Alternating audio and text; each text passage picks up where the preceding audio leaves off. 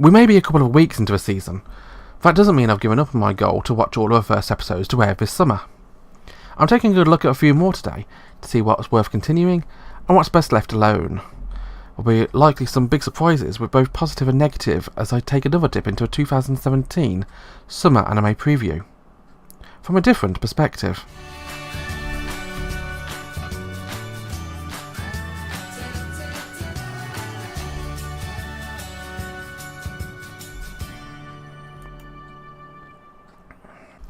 "19th century London. The Kingdom of Albion is a divided nation, with a giant wall dividing the east and west of its capital. A time of industry, of cars, machines and airships, and in the steampunk setting, the city is dark and gritty. It should come as no surprise then that there's a cold war of sorts going on. Scientists from either side of the wall are working on all manner of technologies, whilst spies lead infiltrations and operations to kidnap or bring to the opposing side those scientists.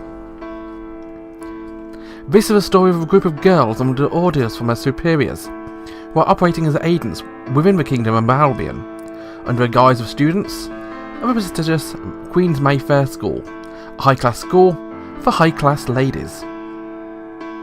If you're expecting tea parties and floral gardens, then you won't be disappointed. The downtime of our girls is very much what you would expect from a setting like this. Factor in that apparently our leads are seen as the perfect young ladies, idolised by everyone in school. Out in the real world, however, things get a whole lot more dramatic. With a group of 5 girls who are part of their cell.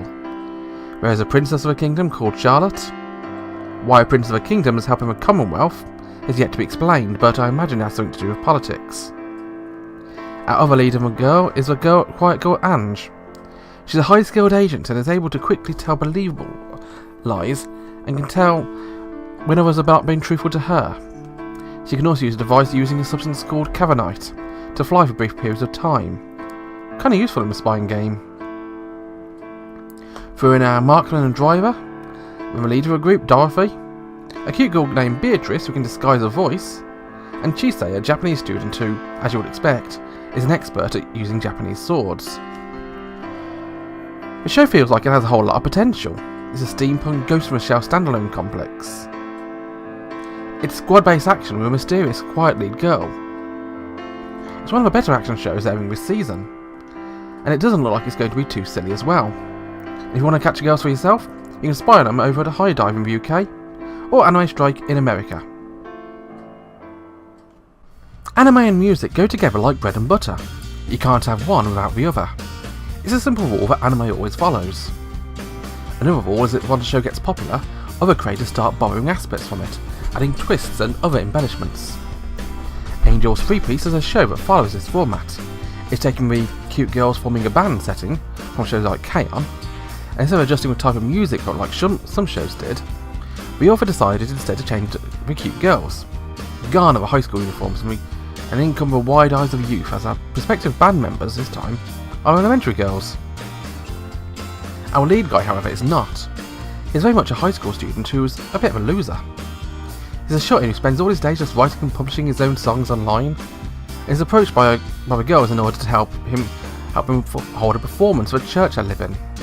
They're orphans, by the way. If all this is beginning to sound a bit familiar, then you just need to look back at our author's other work. Rokyobu, a show about an elementary girls' school basketball team coached by a high school boy.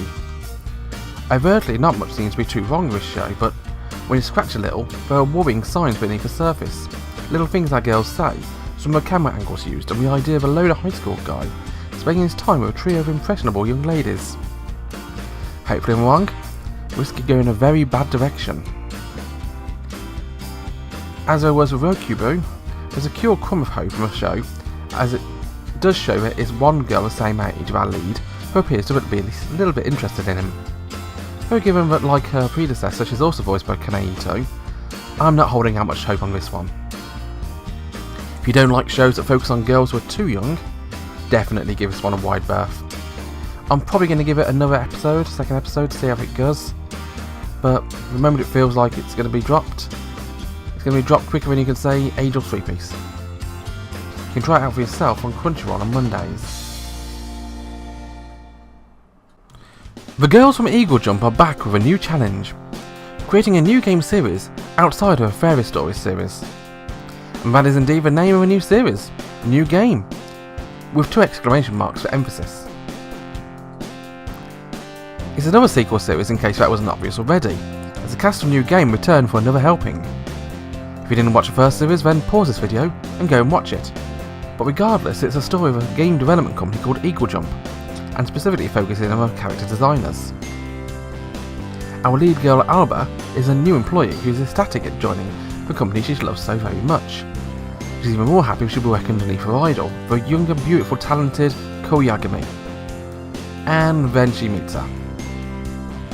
It's a cute character-driven slice of life series in which the game development story running in the background. Without the girls being so fun, it wouldn't be as good to watch. From the ultra shy but ultra cute girl Hifumi, to a monster designing Yun, there's Hajime, an active girl who loves classic Sante series, doing the animation, the straight-faced and responsible art director Rin, and the weapon-obsessed programmer Ahagon. Umiko. Please don't shoot me, Umiko. Season 2 brings us more of the same, to be honest, and from the looks of the opening, it promises to introduce us some more characters as well. It actually gets off to a good start. It looks like it won't just be more of the same. We're going to be getting a whole lot of character growth, especially for Alba and her best friend Nene. The summary won't come as any major surprise, especially if you've been watching all of these preview guides. New Game is great. It's the best type of cute character comedy that I enjoy so much. If you enjoyed Season 1, then this is a no-brainer. If you like this kind of show and didn't try Season 1, go back and give it a try. Both series are streaming on Crunchyroll. Nora, Princess and Stray Cat is another short series which is airing this season. It's a story about a boy with a normal life, with girls who find him attractive and a fun guy to know, and how he's turned into a cat by the Queen of Hell. And that's about it. I'm sorry if the summary leaves you a bit unsatisfied, but the show itself only lasts about 3 minutes an episode, and a third of that is the intro. So what we have here is a cheap looking anime series of jokes about how his kid is now a cat, and how to learn to live as a cat, whilst the girls try to get Patricia to turn him back into a human. To be honest, the show didn't leave a lasting impression on me. It was cute, but forgettable. And when we have a series like Flying Witch having cats with much more personality than our lead guy here has, ultimately we can see the problem.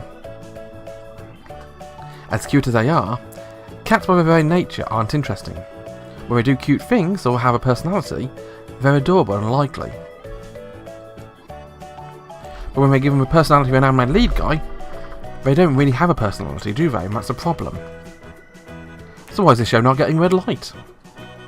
Because it's only 3 minutes. It's not going to be a half hour of your life which is wasted if you want to watch it. It was harmless but forgettable, and it's streaming over at Crunchyroll. Konosuba is a fantastic series. It took a series premise that has been done to death and revitalised it by turning it on its head, with a self-aware comedy of taking every character to their extreme. So it should come as no surprise that a show itself, despite being a parody of a genre, has itself inspired Pretenders. And that indeed is what In Another World on My Smartphone is, an imitation, and not a great one at that. It doesn't even try to hide the fact. Meet our lead guy Toya. He died in an unfortunate and accidental death, and so when it came time to be resurrected, God decides that he should be sent to another world and given the choice of taking any one item from our world into his other world.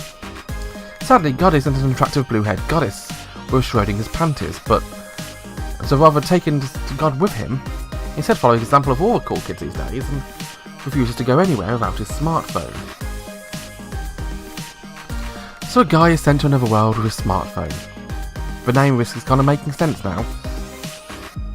Rather than being thrust into a party with a self-obsessed goddess, a masochistic noblewoman, and an explosion of possessed Chuni, Toya's first party members are seemingly sensible combination of fighter and caster.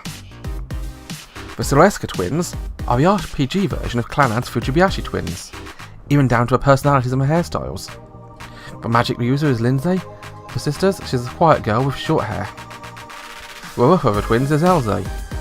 She's a fighter who uses gauntlets and strengthening magic to make her hit things harder. She really is a Kyo to Lindsay's Ryo, and both girls appear to be impressed and at least a little attracted to our lead guy. Not only is Toya given a decent party, he's also basically been given the God Mode cheat code to this world. Literally. When he's given his phone, he was also given a direct dial number to call God. He's overpowered and pointlessly lucky. If you're tempted to give another world smartphone a try, save yourself some pain and just go and watch Konosuba.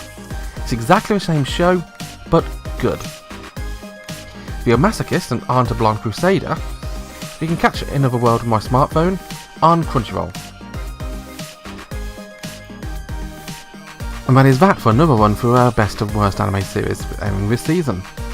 So what do you think was worth watching? I'd love to find out, since we've probably all made up our minds by now. Let me know as ever in the comments and stay tuned for the last preview guide coming up shortly. Thanks for watching, have a wonderful day, bye bye.